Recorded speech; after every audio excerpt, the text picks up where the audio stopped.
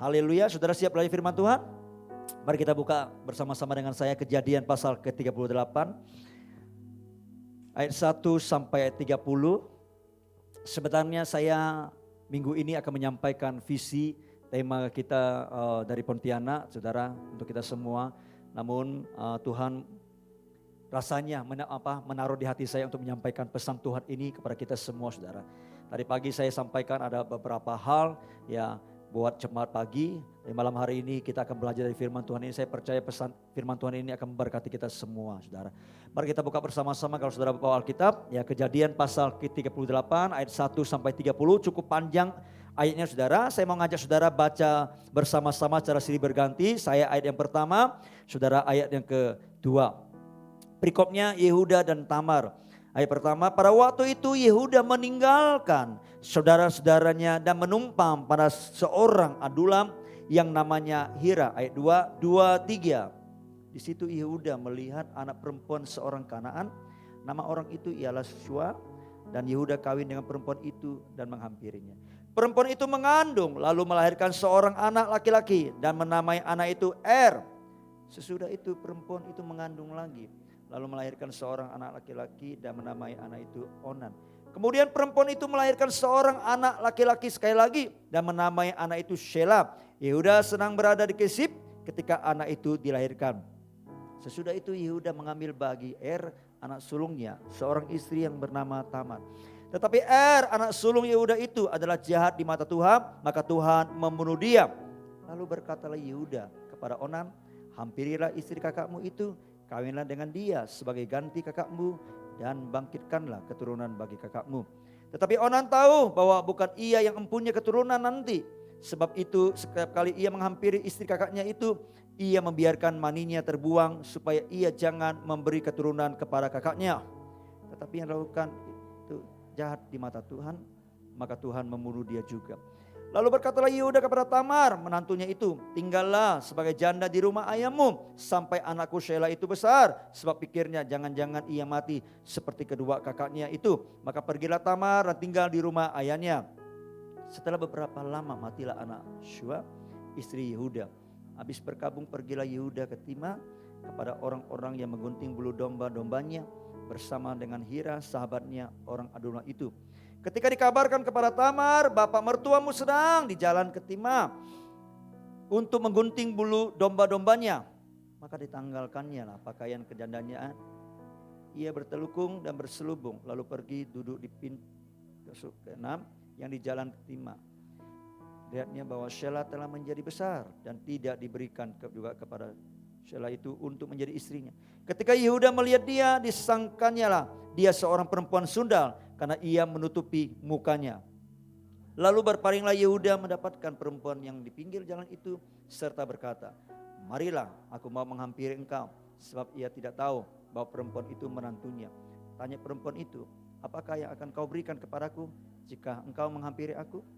Jawabnya, aku akan mengirimkan kepadamu seekor anak kambing dari kambing dombaku. Kata perempuan itu, asal engkau memberikan tanggungannya sampai engkau mengirimkannya kepadaku. Tanyanya, apakah tanggungan yang harus kuberikan kepadamu? Jawab perempuan itu, cap materai serta kalungmu dan tongkat yang ada di tanganmu itu. Lalu diberikannya lah semuanya itu kepadanya, maka ia menghampirinya. Perempuan mengandung daripadanya. Bangunlah perempuan itu lalu pergi, ditanggalkannya telukungnya dan dikenakannya pula pakaian kejandaannya.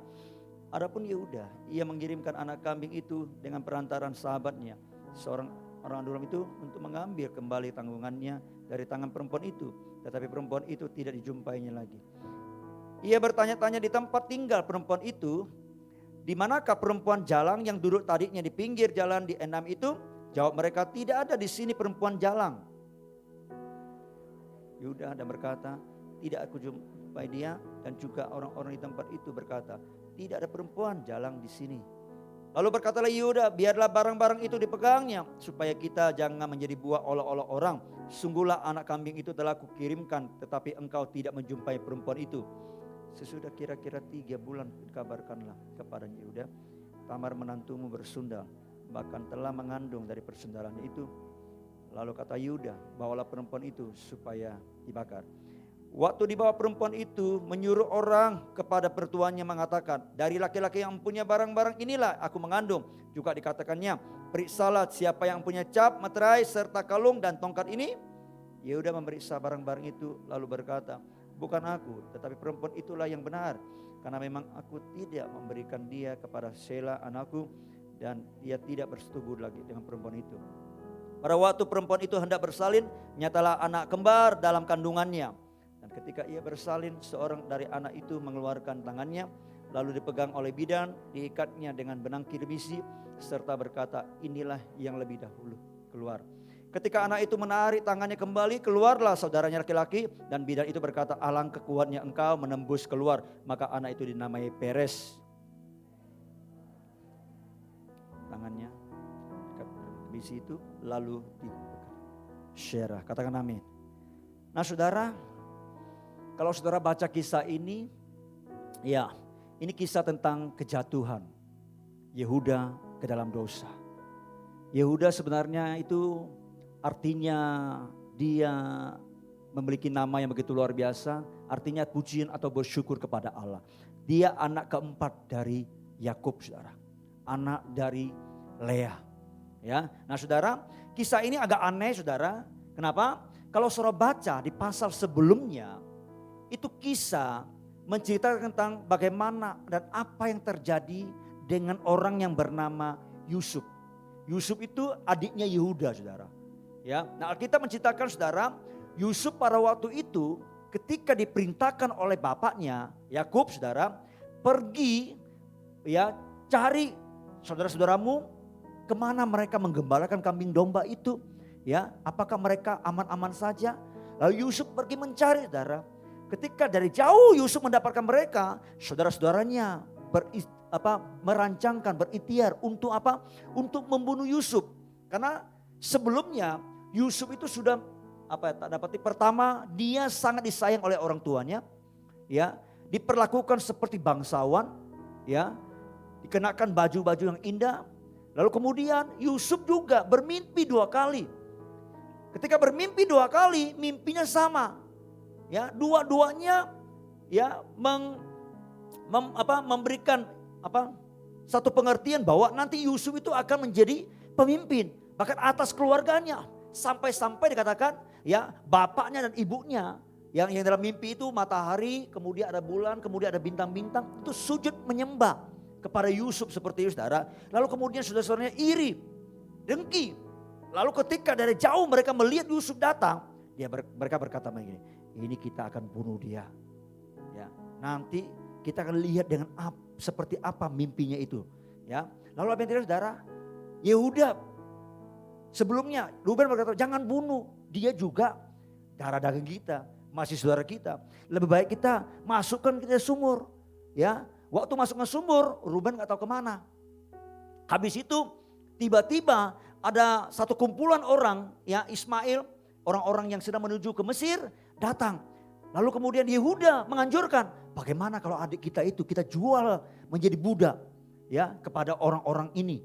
Lalu kemudian Yusuf dijual seperti itu, saudara. Lalu kemudian ketika Yusuf dijual, saudara, tiba-tiba di pasal ke-27 terakhir menceritakan Yusuf, bagaimana Yusuf dijual. Yusuf kemudian ada di Mesir, ya, di pasal 38 tiba-tiba Tuhan ya menginspirasikan dengan perantara rohnya kepada Musa untuk menulis kisah tentang Yehuda ini, saudara. Sebenarnya harusnya dari 37 cerita tentang Yusuf, Mesir 38 juga cerita tentang Yusuf, apa yang terjadi dengan Yusuf di Mesir gitu kan. Tapi di tengah-tengah itu Tuhan sisipin cerita tentang Yehuda, saudara. Saya percaya apa yang Tuhan ilhamkan untuk dituliskan itu pasti berguna untuk kita pelajari, saudara. Amin. Nah, saudara perhatikan baik, saudara, ya. Setelah kisah Yehuda ini baru muncul kisah Yusuf. Saudara misalnya gini, saudara pernah nonton sinetron atau nonton film seri, saudara. Lagi seru-seru nih, tiba-tiba kameranya atau saudaranya ya lompat ke daerah yang lain, ke lokasi yang lain yang tidak ada sangkut pautnya dengan perjalanan kisah sebelumnya, saudara. Saudara pasti ngomel-ngomel, apa nih cerita nih? Enggak jontrungan, enggak ada sangkut pautnya, kok tiba-tiba nongol di situ kan. Nah seperti itulah kisah ini, saudara. Tapi saya percaya sekali lagi, apapun yang Tuhan suruh tulis diilhamkan, dituliskan di dalam Alkitab saudara, tentu itu berguna untuk kita. Amin. Nah saudara, ayat pertama berkata begini saudara. Pada waktu itu Yehuda meninggalkan saudara-saudaranya dan menumpang pada seorang adulam yang namanya Hira. Saudara, ayat pertama ini saudara memberikan sebuah pengertian secara implisit saudara. Yehuda itu meninggalkan saudara-saudaranya. Di tengah-tengah kondisi waktu itu ya, ketika Yusuf sudah dijual, mereka bikin skenario saudara-saudaranya itu. Skenarionya apa? Mereka ambil jubahnya Yusuf yang indah itu, lalu kemudian dikoyakkan, lalu kemudian dibubuhkan darah binatang. Lalu kemudian diperlihatkan, dibawa pulang kepada ayahnya yang bernama Yakub. Begitu Yakub lihat, dia berkata, ini baju anakku. Binatang buas telah menerkam dia. Dan Yakub itu akhirnya dia menangis, dia berduka, dia bersedih. Sampai saya berkata begini, aku tidak akan pernah berhenti sampai aku masuk ke dalam dunia orang mati yang bertemu dengan anakku itu. Bahasanya seperti itu saudara. Jadi di tengah-tengah kedukaan, Alkitab berkata begini di pasal 38, Yehuda meninggalkan saudara-saudaranya. Saudara, kira-kira kalau ada orang seperti itu, di dalam keluarga sedang sedih nih, sedang bergumul, sedang berjuang. Tiba-tiba ada satu orang keluarga yang harusnya dia bertanggung jawab, dia meninggalkan saudara. Misalnya saudara sebagai istri, suami saudara harus bertanggung jawab. Tiba-tiba dia meninggalkan saudara di tengah-tengah kondisi seperti itu. Perasaan saudara bagaimana? Sangat sedih kan? Sangat sedih. Nah keadaan seperti itu saudara. Nah Alkitab berkata pada waktu itu Yehuda meninggalkan saudara-saudaranya. Secara implisit dia meninggalkan dari abangnya yang paling gede Ruben, Lewi, ya adik-adiknya, tapi dia juga secara implisit meninggalkan ayahnya. Dia meninggalkan Yakub saudara. Mungkin saudara berkata, kira-kira apa yang salah dengan hal ini Pak? Memang pertama mungkin, kan kalau papanya lagi sedih kan ada abang-abang yang lain, ada adik-adik yang lain, ada keluarga yang lain bisa menghibur seperti itu saudara. Tapi kalau saudara perhatikan baik-baik saudara, Alkitab berkata Yehuda meninggalkan keluarganya. Yehuda meninggalkan ayahnya. Sepertinya seolah-olah nggak ada yang salah saudara. Tapi kalau saudara perhatikan konteksnya dengan baik, ya Yakub dia adalah pada waktu itu dia adalah pribadi yang mewarisi perjanjian dengan Tuhan. Ya, dan orang yang mewarisi perjanjian dengan Tuhan, orang itu akan Tuhan sendiri akan berhubungan langsung dengan dia, berbicara kepada dia saudara. Dan pada waktu itu Alkitab menjelaskan Tuhan tidak bicara kepada siapapun atau sembarang orang selain kepada orang yang dia punya covenant, orang yang dia punya perjanjian, yakni kepada Yakub, tapi juga kepada Yusuf. Sebelumnya Tuhan berbicara kepada Abraham. Tuhan tidak pernah berbicara kepada Sarah, nggak pernah kan? Tuhan tidak bicara kepada Lot, nggak pernah. Tuhan bicara kepada Abraham.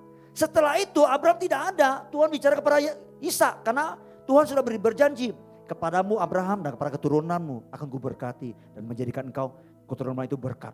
Jadi Tuhan berbicara kepada mereka. Setelah Ishak tidak ada, Tuhan berbicara kepada Yakub karena Yakublah yang mewarisi perjanjian itu saudara.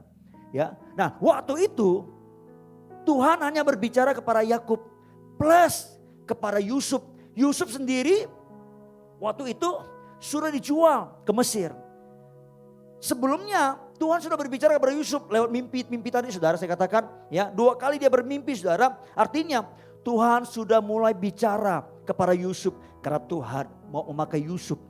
Tapi Yusufnya sudah mereka jual ke Mesir dan tidak bersama mereka lagi saudara. Dan hanya sisa satu orang yang Tuhan masih bicara kepadanya. Siapa dia? Yakub saudara. Ayat pertama ini ada sebuah peringatan untuk kita yang membaca Alkitab ini saudara. Di pasal ini. Dan ini hal yang serius. Apa itu Pak? Ya, dengarkan saya baik-baik. Kalau ada seorang hamba Tuhan yang diurapi Tuhan untuk menyampaikan firman Tuhan. Dia menyampaikan dengan sungguh-sungguh. Dia menyampaikan dengan setia. Dia mengajarkan dengan benar kepada saudara, kepada kita. Terus kita mungkin menganggap itu remedia. Dan kita berkata, nggak terlalu penting lah apa yang disampaikan. Nggak terlalu penting lah apa yang diajarkan. Nggak terlalu penting lah apa yang dia katakan itu. Saya nggak punya banyak waktu dengan dia yang seperti ini. Saya punya banyak urusan yang lain. Nantilah tunggu saya. Ada waktu baru saya dengarkan dia. Baru saya akan ikuti apa yang dia sampaikan. Hati-hati saudara. Itu bisa menjadi awal kejatuhan kita saudara. Sekali lagi baik-baik. Kalau saudara baca di kisah ini. Ya, saudara bisa lihat ketika dia meninggalkan saudara-saudaranya saudara. Dia pergi kemana? Perhatikan ayat kelima saudara. Perhatikan ayat kelima dibukakan. Ya, dia meninggalkan keluarganya. Dan dia ada sedang berada di satu tempat yang lain saudara. Ya, ayat kelima itu dia ada di mana? Di Kesib. Kesib itu artinya palsu, false. Palsu saudara. Ya. Tapi kalau saudara lihat di ayat pertama saudara. Ya. Dia sedang kemana? Dia sedang mau pergi kemana? Dan dia sedang berada di mana saudara? Pada waktu itu tidak ada alat transportasi yang memungkinkan orang untuk pergi jauh. Dan pada zaman itu nggak ada yang namanya plesir. Tahu plesir? Apa itu? Nggak ada yang pergi jauh. Nggak ada yang pergi piknik, liburan. Siapa yang suka liburan di sini? Nggak ada. Nggak ada ya? Alhamdulillah. Saya suka liburan. Saudara. Tapi liburan bersama keluarga. Ya, tidak ada yang liburan di rumah kan? Itu bukan liburan. Ya, itu malas-malasan di rumah seperti itu. Namanya liburan pasti tinggalkan rumah. Pergi kemana seperti itu saudara. Ya. Dan waktu itu tidak ada istilah yang liburan. Bahkan gak ada yang berkata, aku mau tamasya dulu Mau lihat-lihat dunia yang lain, tempat-tempat yang indah-indah seperti itu. Gak ada yang seperti itu saudara. Dan ketika Yehuda itu pergi, pada waktu itu kondisi keluarganya sedang membutuhkannya di ayat kelima. Sedang membutuhkannya kenapa? Karena katakan ayat kelima itu istrinya sedang apa istrinya? Sedang makan. Sedang hamil. Hamil tua. Dia tahu sebentar lagi istrinya akan melahirkan. Tapi dia sengaja meninggalkan keluarganya. Ya. Ini mungkin menunjukkan karakter dari orang bernama Yehuda ini saudara. Tidak sesuai dengan namanya. Namanya sekali lagi adalah pujian atau bersyukur kepada Allah saudara. Nah, sangat mungkin orang yang bernama Yehuda ini adalah orang yang suka berpetualangan saudara. Nah, kalau berbicara berpetualangan saudara di Alkitab. Itu bukan sekedar mencari keseruan seperti zaman kita. Yuk kita naik gunung mungkin gitu kan. Pergi naik gunung. Ya, dari atas kita bisa lihat pemandangan yang indah seperti itu. Atau mungkin ada orang yang tidak suka ke hutan, ke gunung gitu kan. Gak suka alam tapi suka mall gitu kan. Ya, suka keramaian seperti itu, ya kan? Keluar kota, ya, nginap di hotel mana, lalu menikmati perjalanan ya kota itu seperti apa, saudara. Tapi berpetualangan di sini, saudara, itu tidak seperti ini. Ini berpetualangan yang menyangkut tentang dosa. Ini petualangan di mana Yehuda dia ingin memuaskan keinginannya. Terutama hawa nafsunya dan akhirnya dia benar-benar jatuh ke dalam dosa perzinahan saudara. Saya baca kisah ini gak mungkin lah ya. Yehuda itu gak tahu itu menantunya. Ya kan? Gak mungkin lah. Wong sudah nikah sama anaknya kok. Berapa tahun nikah sama anaknya bernama itu lalu kemudian mati. Lalu kemudian menikah lagi dengan Onan. Gitu kan? Onan itu jahat lalu kemudian dibunuh oleh Tuhan. Dari Onan itu muncullah kata onani itu saudara. Kenapa? Waktu dia bersetubuh dengan Tamar itu. Dia membiarkan air maninya itu keluar saudara. Itu jahat di mata Tuhan. Ya, nggak mungkin lah. Lalu kemudian kok tiba-tiba dia bisa berzina dengan menantunya. Ini watak memang ingin berpetualangan dan berbuat dosa. Di mana awalnya dimulai? ketika dia meninggalkan ada hamba Tuhan. Ada orang yang terus memimpin dia, mengajarin dia tentang kebenaran. Tapi dia tidak mau dengar, dia tinggalkan orang itu. Dia tinggalkan komunitas dia yang bisa menjaga dia. Dan orang-orang seperti itu rentan sekali, gampang sekali jatuh ke dalam dosa, saudara. Alkitab berkata dia pergi meninggalkan istrinya. Dia ada di suatu tempat, saudara. Tempat itu bernama Kesib tadi saya katakan. Dan ini menjadi suatu hal yang tidak biasa atau hal yang lumrah, saudara, pada zaman itu, saudara. Enggak biasa, saudara. Ya, karena waktu itu tidak ada orang yang berliburan, tamasya. Sepanjang Alkitab saudara tidak akan pernah ketemukan mereka liburan. Enggak ada itu. Ya, enggak ada. Ya. Saudara, Alkitab berkata, dia pergi. Di ayat pertama itu, dia pergi, saudara. Nah, saya pelajari sesuai dengan konteksnya, ayat per ayat, kata per kata, saudara. Nah, pada waktu itu Yehuda meninggalkan. Kata meninggalkan itu bahasa yang lain, dia pergi, saudara. Pergi. Nah, kata pergi ini atau meninggalkan ini, saudara, artinya, saudara, dia sudah tidak peduli dengan keluarganya. Dia sudah tidak mendengarkan suara ayahnya, saudara. Bahkan dia meninggalkan keluarganya itu, saudara. Ya. Nah, kata pergi di sini, saudara, atau meninggalkan di sini, itu bahasa Ibrani disebut dengan kata iarat. Sama-sama katakan iarat. Sekali lagi iarat. Apa itu iarat? Iarat itu artinya turun atau tenggelam, saudara.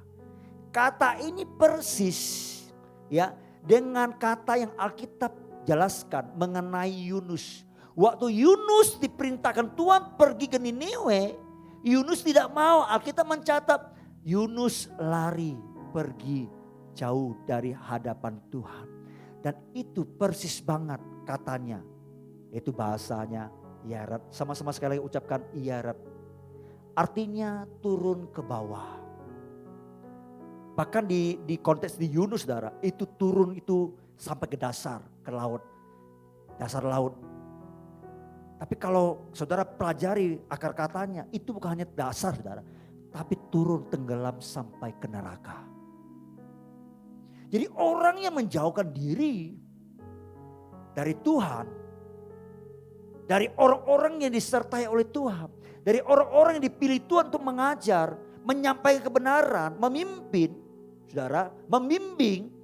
Karena waktu itu Yakub itu representasi Tuhan bagi keluarganya, saudara. Dan Yehuda meninggalkan itu. Ketika dia meninggalkan tanpa sadar, hidupnya mulai turun, saudara. Orang yang tidak mau mendengar, orang yang tidak memperhatikan nasihat, orang yang tidak mau menerima lagi pengajaran yang disampaikan oleh seorang hamba Tuhan yang memberitakan firman Tuhan. Termasuk saudara mungkin sebagai seorang ayah. Kalau saudara sebagai seorang anak tidak mendengarkan, ayahmu lagi mengajarkan engkau dengan kebenaran. Termasuk juga seorang hamba Tuhan, gembalamu yang mengajarkan kebenaran, saudara tidak mendengar lagi. Atau mungkin pemimpin mersikommu, komselmu, saudara tidak mau dengarkan lagi, yang mengarahkan saudara kepada kebenaran Tuhan. Menasihati saudara dalam jalan-jalan Tuhan seperti itu. Ya, sebenarnya orang seperti itu, dia sedang membiarkan hidupnya itu sedang turun ke bawah, saudara. Alkitab berkata, dia pergi, Yehuda itu pergi. Dia pergi ke mana? Dia pergi ke Adulam. Sama-sama katakan Adulam. Apa itu Adulam? Sebuah kota di Kanaan, saudara. Ya, sebuah kota di Kanaan, saudara. Adulam itu artinya tempat pengadilan rakyat, saudara. Ya, tapi arti yang lain juga dikatakan daerah yang tertutup atau tersembunyi. Kita tahu segala sesuatu yang tertutup atau tersembunyi biasanya itu tidak benar, alias gelap. Betul nggak? Nah, kan? Adakah yang main judi itu terang-terangan? Adakah yang main narkoba itu, jual narkoba itu terang-terangan? Semua yang gelap itu pasti tersembunyi. Betul? Semua yang tidak benar itu pasti tersembunyi. Nah, Yehuda ketika dia meninggalkan keluarganya, dia meninggalkan ayahnya, dia meninggalkan orang yang bisa memimpin dia kepada kebenaran Tuhan, menasihati dia. Dia sedang turun ke bawah. Bukan hanya sekedar turun, tapi dia menuju ke tempat yang tersembunyi, yang gelap, saudara. Lalu di tengah-tengah seperti itu, dia mendapatkan seorang yang bernama apa? Hira, saudara. Hira, sama-sama katakan Hira. Arti Hira itu artinya nobleman. Seorang yang terhormat, seorang yang terpandang, saudara. Hira di ayat pertama, di pasal ke-8, saudara, dikatakan cuma seorang Adulam. Itu artinya Hira awalnya tidak ada hubungan dengan Yehuda. Nggak ada sangkut pautnya dengan Yehuda, saudara. Tapi kalau saudara ketika saudara baca lagi di ayat 12, di ayat ke-20, saudara. Maka saudara akan menemukan di ayat 12 dan di ayat 20, saudara. Saudara bisa melihat relasi atau hubungan antara Yehuda dengan Hira itu terus terjalin dan berkembang, saudara. Di ayat 12 dikatakan, saudara, ayat 12. Setelah beberapa lama matilah anak Sua, istri Yehuda. Habis berkabung pergilah Yehuda ke Timna kepada orang-orang yang mengunting bulu domba-dombanya bersama dengan Hira, siapa? Sahabatnya. Ternyata Hira berjalan waktu sudah menjadi sahabat Yehuda. Orang yang terhormat, orang yang terpandang ini. Saya katakan ini orang terhormat, terpandang, saudara. Dia bukan dalam terhormat, terpandang dalam kebenaran. Kenapa? Saya akan jelaskan. Dia menjadi sahabat dari Yehuda. Tadinya Yehuda cuma menumpang di rumahnya. Kayak seperti nginap di motel atau di hotel atau di kotek kecil gitu loh. Ya, penginapan kecil seperti itu. Dia bayar. Awalnya nggak tahu, nggak kenal. Tapi kemudian proses relasi itu terbangun. Dan mereka menjadi sahabat, saudara. Lalu ayat 20 dikata begini, saudara. Alkitab mencatat apa yang dilakukan oleh Hira. Adapun Yehuda, ia mengirimkan anak kambing itu dengan perantaran sahabatnya, orang Adulam itu, untuk mengambil kembali tanggungannya dari tangan perempuan itu. Tapi perempuan itu tidak dijumpainya lagi. Ya, ia bertanya tadi tempat tinggal perempuan itu, di manakah perempuan jalan yang dulu tadinya di pinggir jalan, di 6 itu, jawab mereka tidak ada di sini perempuan jalan, saudara. Saudara, Alkitab mencatat, saudara, Hira dia menjadi perantara atau menjadi pengantara dari Yehuda. Untuk apa? Untuk apa? Untuk menutupi dosanya. Untuk membayar persundalannya dengan Tamar, saudara. Di sini saya bingung. Yehuda kok bisa tidur ya dengan menantunya itu? Masa nggak tahu sih? Persis Yakub. Ketika bekerja sama Laban 7 tahun ingin mendapatkan Laher. Malamnya Laban, papa mertuanya itu memberikan Lea.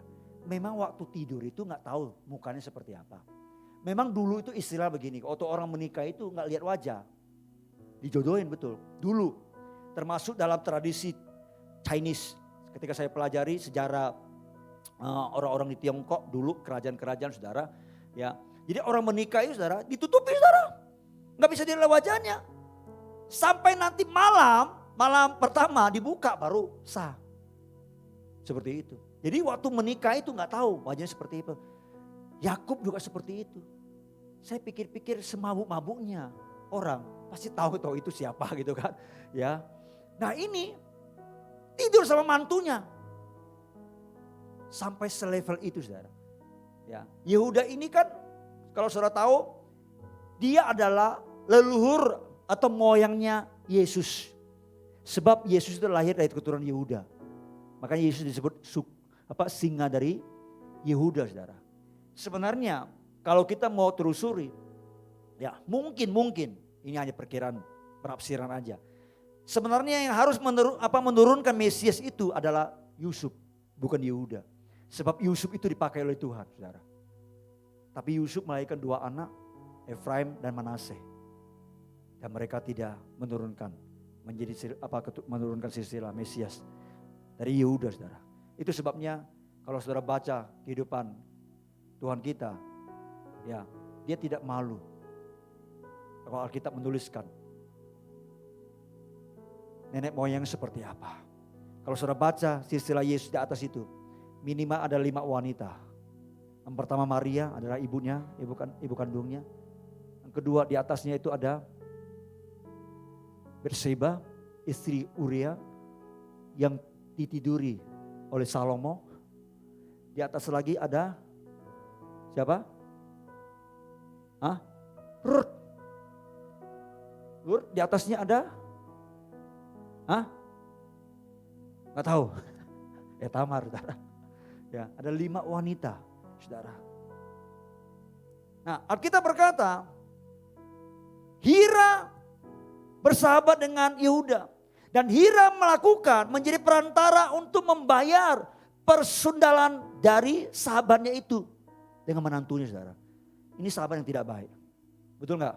Halo, ini sahabat yang tidak baik. Kong kali kong dalam dosa. Kong kali kong dalam hal yang jahat. Betul nggak? Jangan berteman dengan orang-orang seperti itu, saudara.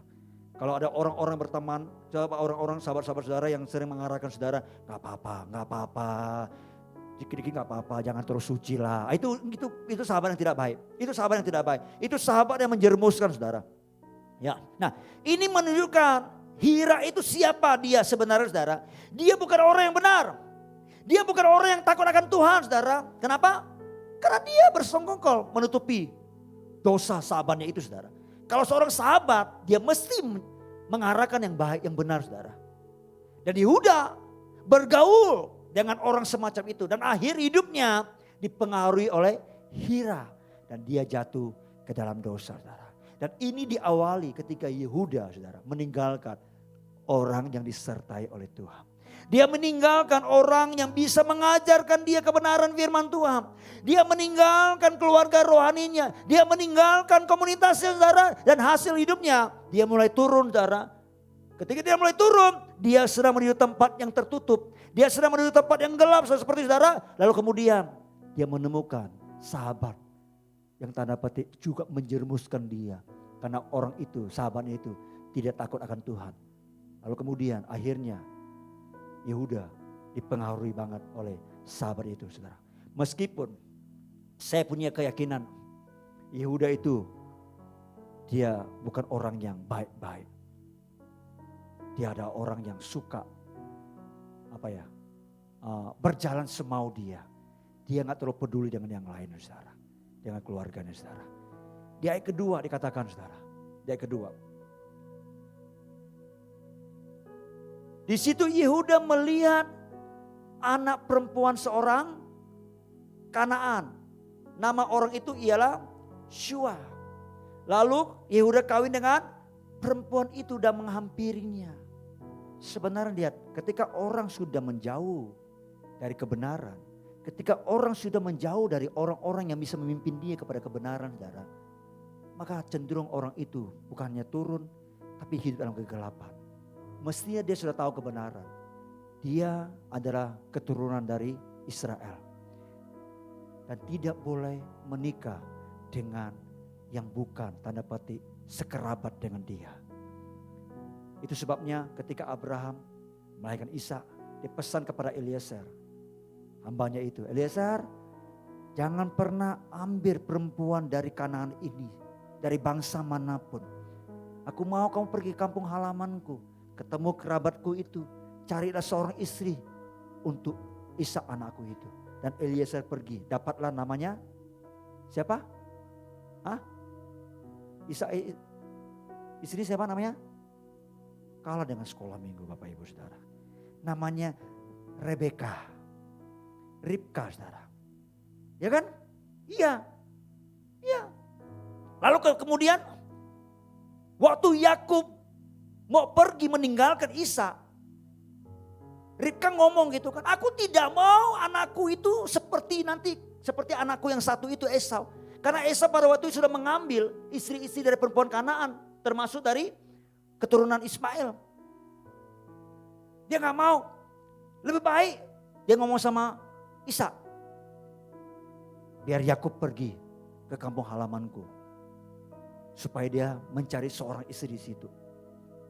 Jadi tidak boleh menikah dengan bangsa manapun. Nah bagi kita saudara, kita sudah tahu kebenaran. Bapak Ibu terutama saudara-saudara yang masih single-single, dengarkan saya baik-baik, cari yang seiman. Tidak boleh cari yang tidak seiman. Negara pun mengaturkan seperti itu. Ya kan? Kalau menikah itu, menikah dengan yang seagama kan gitu kan? Betul gak? Oh iya. Saya sudah ngajarkan berkali-kali kepada adik-adik yang masih muda-muda ini. Kalau menikah, mau cari pasangan, jangan cari pasangan yang tidak seiman. Jangan doa, Tuhan berkatilah hubungan kami ini. Tuhan tidak akan berkati. Karena Anda sudah melanggar apa yang Tuhan tentu tetapkan. Jangan engkau merupakan pasangan yang tidak seiman, itu kata firman Tuhan.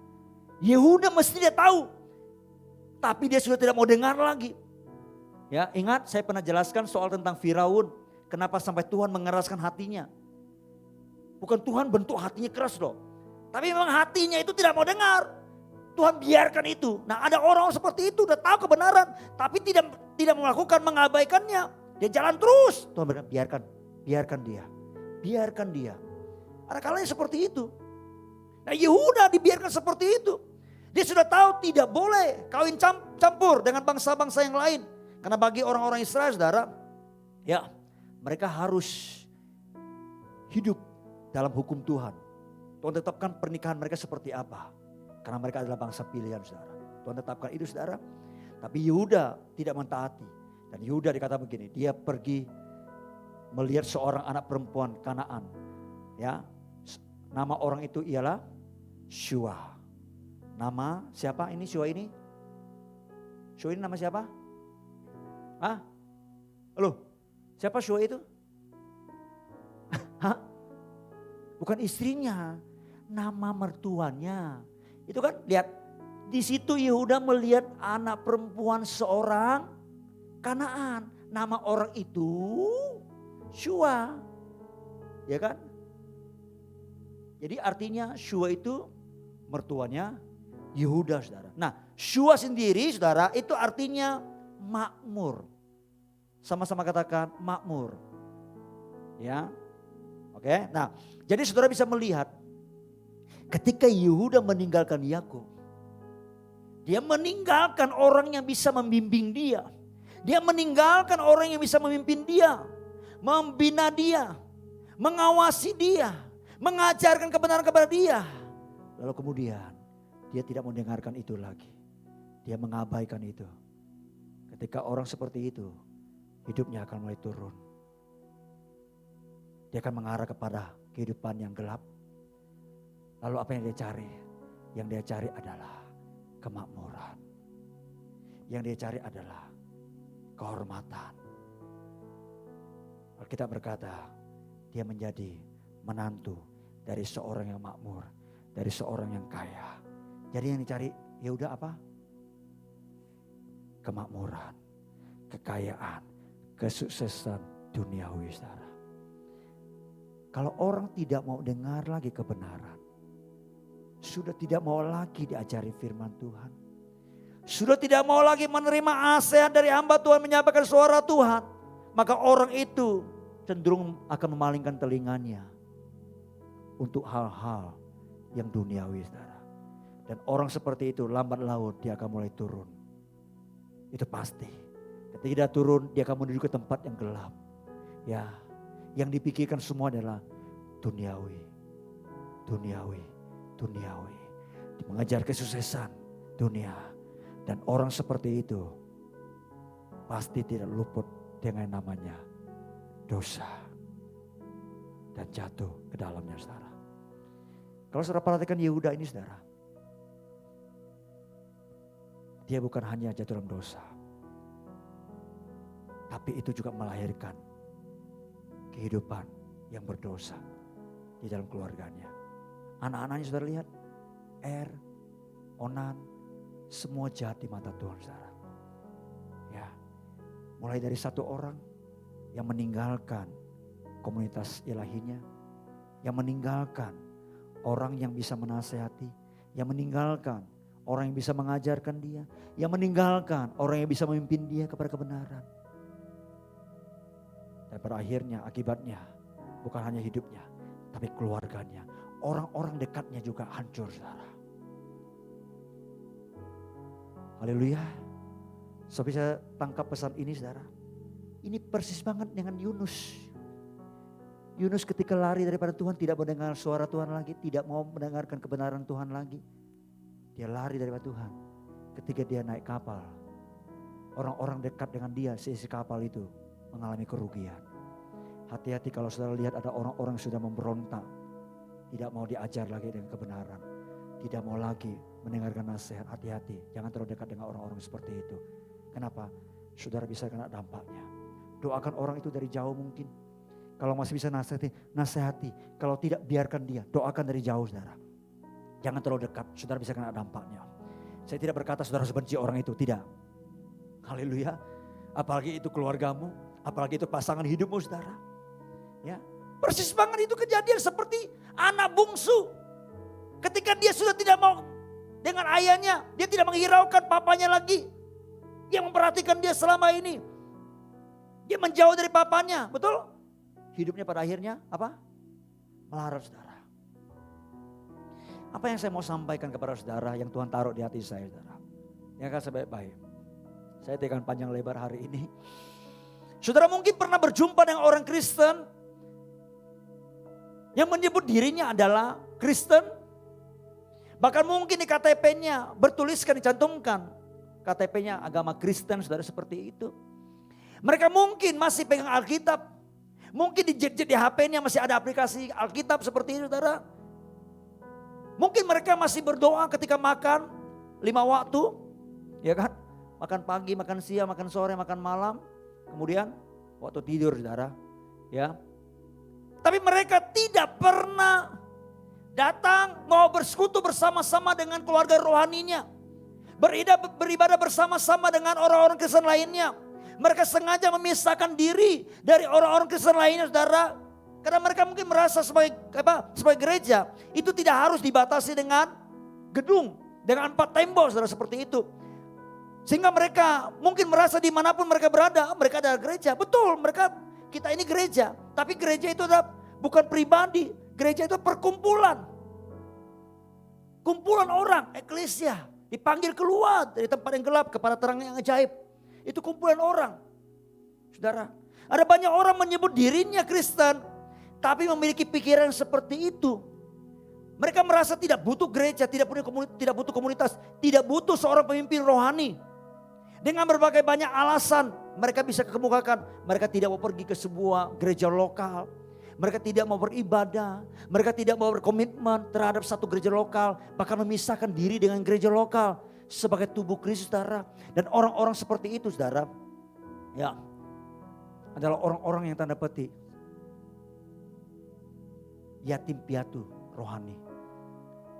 Itu yang saya dapatkan beberapa hari yang lalu ketika saya doa. Yatim piatu, yatim piatu, yatim piatu. Saya cuma dapatkan kata yatim piatu itu, saya terjemahkan, tafsirkan sendiri. Orang-orang yang yatim piatu. Lalu kemudian ketika disebut yatim piatu di Alkitab itu pasti berhubungan dengan janda. Begitu kata itu muncul ketika saya doa. Selesai saya doa, saya ingat jemaat mana yang yatim piatu. Jemaat mana yang janda gitu kan, seperti itu. Ya kan, saya pikir-pikir ada juga jemaat kita janda, tapi kita juga ada berkati. Lalu semua saya teringat dengan seorang Tuhan yang pernah beribadah. Memang berapa kali dia sering minta bantuan dari kita. Saya sering kirim, saudara, bantu ketika saya digerakkan oleh Tuhan. Karena saya tidak mau orang itu terlalu mengandalkan saya jadinya. Iya kan? Beberapa bulan yang lalu, tahun lalu suaminya meninggal. Dan saya ingat dia. Ya. Anaknya kan anak yatim bati. Saya kirimkan uang. Saya transfer ke rekeningnya, saudara. Saya berkata, ya ini untuk anak-anak yang kehilangan ayahnya. Ya, karena dia jadi Gojek, Grab, saudara. Sekarang susah seperti itu, saudara. Saya ingat. Tapi kemarin pagi, hari pagi jam 3 saya bangun, saya gak bisa tidur, saudara. Oh ternyata yatim piatu itu tidak hanya sekedar yang lahiriah, tapi banyak orang-orang Kristen yatim piatu. Enggak ada orang tua rohaninya, enggak ada keluarga rohaninya yang memperhatikan dia. Dia memisahkan diri, mengasingkan diri, saudara. Dan orang-orang seperti itu rentan jatuh ke dalam dosa. Saudara, enggak ada yang memperhatikan. Kalau saudara perhatikan di Alkitab, saudara, di perjanjian baru khususnya, itu jemaat itu, khususnya jemaat mula-mula, saudara, itu ada, saudara. Saudara bisa baca itu, saudara bisa menemukan mereka itu suka bergabung dengan sebuah atau suatu gereja lokal tertentu Dan mereka suka bertekun di dalam ibadah, bertekun di dalam pengajaran, bertekun dalam memecahkan roti. Coba dibukakan sambil ikuti. Di Kisah Rasul pasal 2. Ya. Kalau sudah baca di ayat 42 itu cara hidup jemaat mula-mula. Bahkan di Kisah Rasul pasal keempat saudara, mulai ayat 32 sampai 37. Saudara akan menjumpai orang-orang Kristen yang seperti itu. Mereka itu selalu bersahati, bersatu hati. Dan kesatuan mereka itu saudara bukan hanya secara rohani. Di mana mereka disatukan di dalam Kristus Yesus sebagai gembala agung, juga sebagai pemimpin gereja saudara. Kalau saudara perhatikan sungguh-sungguh saudara, mereka itu dipersatukan secara jasmani, fisik. Mereka berkumpul bersama-sama, berhimpun bersama-sama, memecahkan roti. Mereka mendengarkan bersama-sama pengajaran-pengajaran dari pemimpin-pemimpin rohaninya. Mereka suka saling mengasihi, saling menolong. Satu dengan lain, memperhatikan satu sama lain saudara.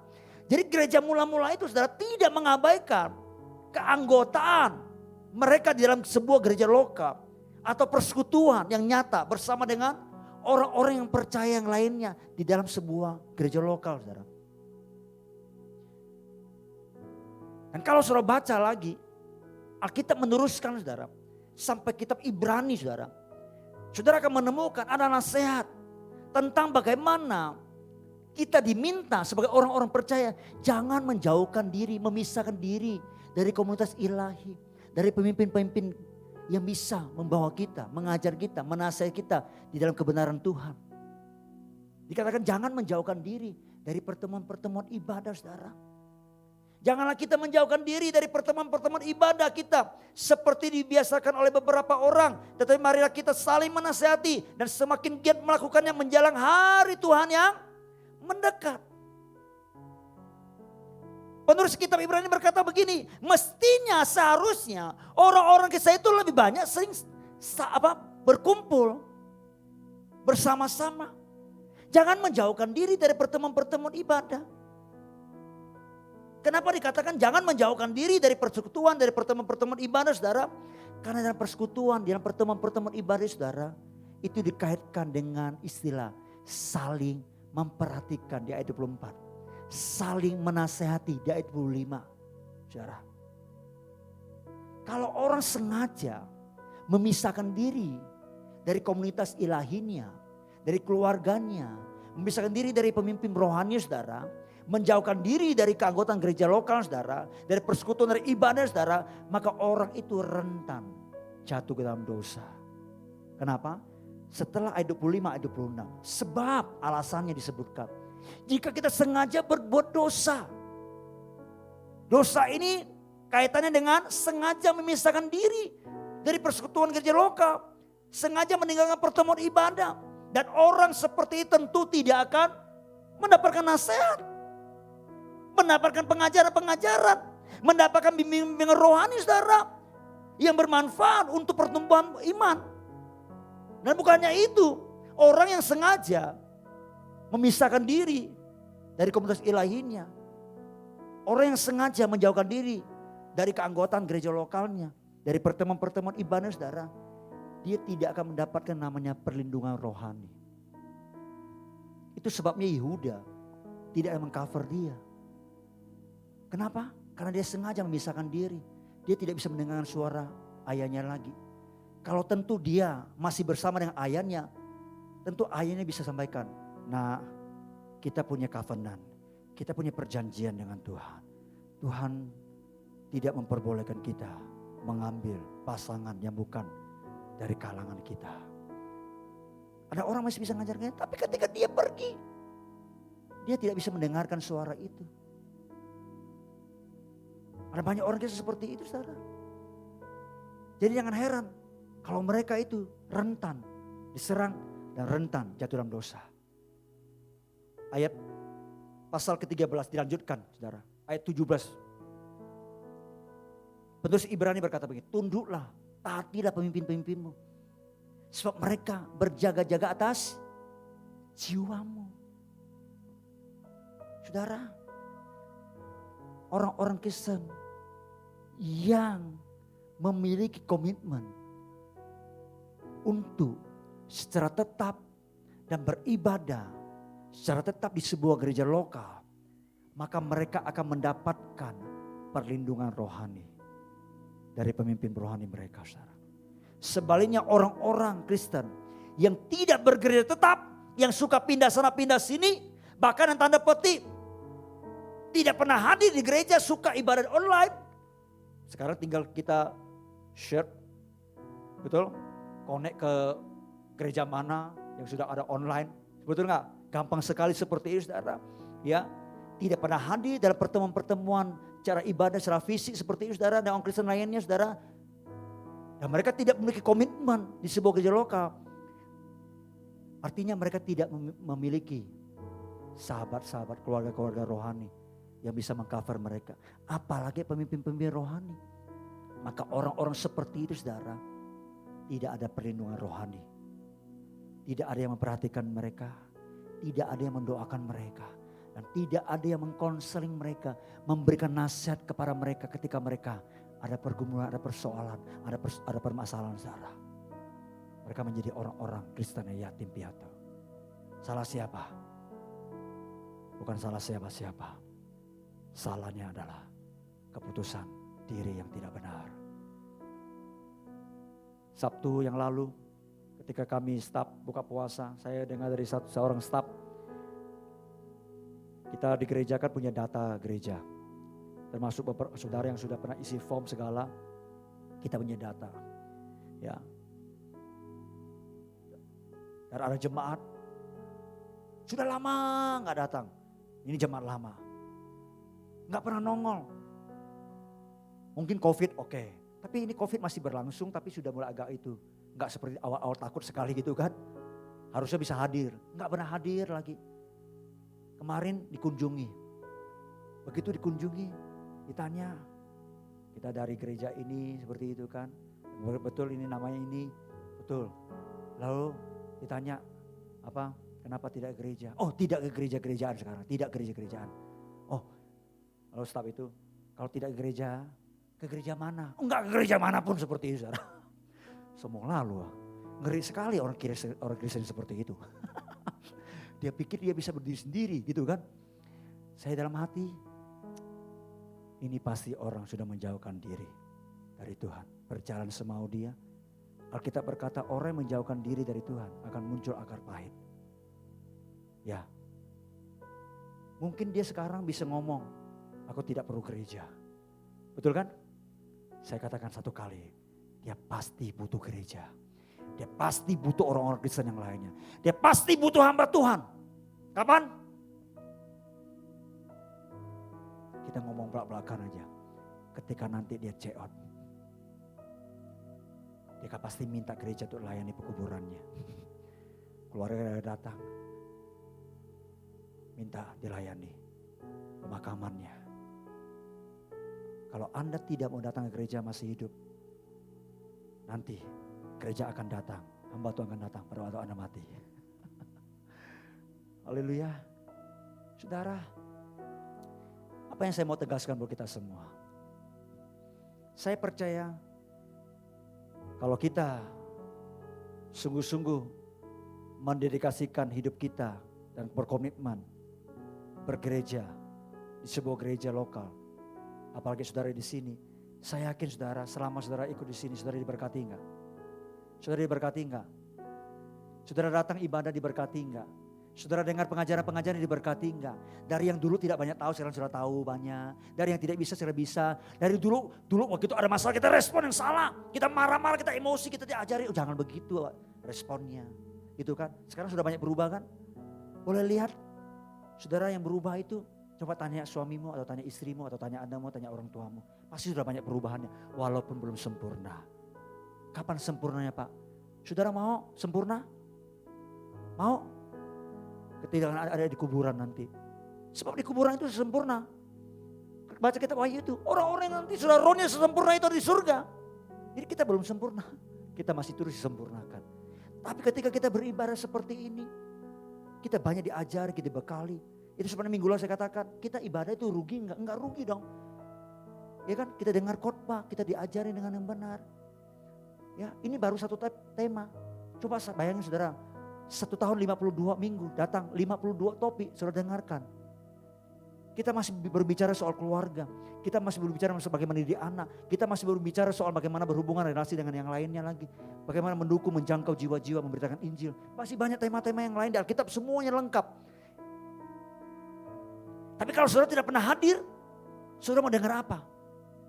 Jadi kalau orang Kristen berkata saya gak bertumbuh, itu nonsense. Kalau dia hadir, dia sungguh-sungguh memperhatikan apa yang diajarkan, dia pasti bertumbuh. Minimal dari yang tidak tahu menjadi tahulah. Betul ya? Ya. Saya berharap Bapak Ibu Saudara bisa memahami akan hal ini saudara. Memang sekarang gereja khususnya di dunia ini, bahkan di kota ini terserah banyak pilihan. Banyak pilihan. Ya kan? Tapi yang saya ajarkan adalah mari yuk kita mengambil komitmen untuk tertanam. Jangan memisahkan diri komunitas kita. Saudara tidak cukup hanya di hari Minggu, saya dorong saudara masuk ke dalam kelompok kecil. Dalam kelompok kecil saudara bisa diperhatikan lebih lagi. Tentu kalau ada masalah apa-apa, saudara kan gak mungkin langsung hubungin saya. Kadang sungkan, kadang saya sibuk gitu kan. Tapi ada kelompok kecil yang dekat, orang-orang dekat gitu kan. Ya ada apa-apa bisa cepat dihubungi, bisa segera terbantukan. Beberapa kali saya sampaikan di Mercycom. Ya Kak, siapa yang paling cepat menolong kita? Satu kali ada jemaat kita mengalami kesulitan. Dia di daerah utara. Ya kan? Hubungi kita. Dari sini kita ke sana sudah berapa jam? Berapa menit? Belum lagi macet, belum lagi ada gangguan di tengah jalan seperti itu kan? Tapi kalau ada komunitas di daerah itu bersama-sama, lebih cepat tertolongi, dibantu seperti itu. Sebab itu saya anjurkan masuk ke Mercycom, Bapak Ibu Saudara, seminggu sekali. Beri waktu saudara untuk bersama-sama dengan komunitas Bapak Ibu. Haleluya, saudara bisa lihat nanti di warta sudah ada Mercycom itu. Ya, tentu saya terbatas untuk mendoakan saudara satu persatu. Tapi kalau komunitas itu saudara bisa diperhatikan. Ada apa-apa bisa konseling, bisa tanya seperti itu. Ya, karena saya lihat wajah-wajah saudara ada banyak pergumulan-pergumulan juga. Perlu kadang curhat gitu kan. Coba kalau semua datang kepada saya dari hampir 300 jiwa, 200 jiwa lebih yang hadir sekarang ini. Sama yang pagi saudara. Bayangin, Bapak Gembalamu itu bisa cepat mati muda. Ya kan? Betul. Satu orang misalnya satu hari aja. Itu pun sudah 3/4 tahun, 3/4 dari setahun ini sudah terkuras habis waktunya, betul? 200 jiwa dikurangi 365 hari, kan gitu kan? Dibagi. Saudara, ya saya dorong saudara supaya saudara bisa dirawat, diperhatikan.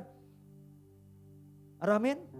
Ayo, jangan menjadi jemaat orang Kristen yang yatim piatu. Amin. Jangan memisahkan diri dari komunitas ilahi. Jangan memisahkan diri dari pemimpin rohani saudara yang bisa mengcover saudara. Yang melindungi saudara secara rohani. Saya berharap dengan demikian orang-orang yang mengerti akan panggilan ini, saya pasti yakinkan dia pasti akan bertumbuh lebih lagi di tahun ini saudara. Amin. Amin. Ketimbang orang yang menjadi Kristen tapi tidak pernah hadir di gereja, beribadah di gereja, mendengarkan khotbah, mendengarkan pengajaran, dibimbing. Tentu orang itu akan seliwin kemana-mana, jalan-jalan sendiri saudara, seperti itu saudara. Jangan heran saudara ketemu di luar itu banyak orang Kristen seperti itu saudara. Saya berharap saudara yang mengikuti yang jejak yang seperti itu. Jadi orang Kristen yang memiliki komitmen dengan Tuhan, dengan saudara seiman, dengan komunitasnya. Amin. Haleluya. Ingat, jangan seperti Yehuda ketika dia sudah mengabaikan itu, dia tidak mendengarkan lagi kebenaran, dia tidak menghiraukan lagi pemimpinnya, dia tidak mau bersama-sama dengan komunitas keluarganya saudara, hidupnya sedang menurun. Dan dia sedang menuju ke tempat yang gelap. Akhirnya betul-betul dia jatuh ke dalam dosa. Saya berharap saudara semua terkafal dengan baik.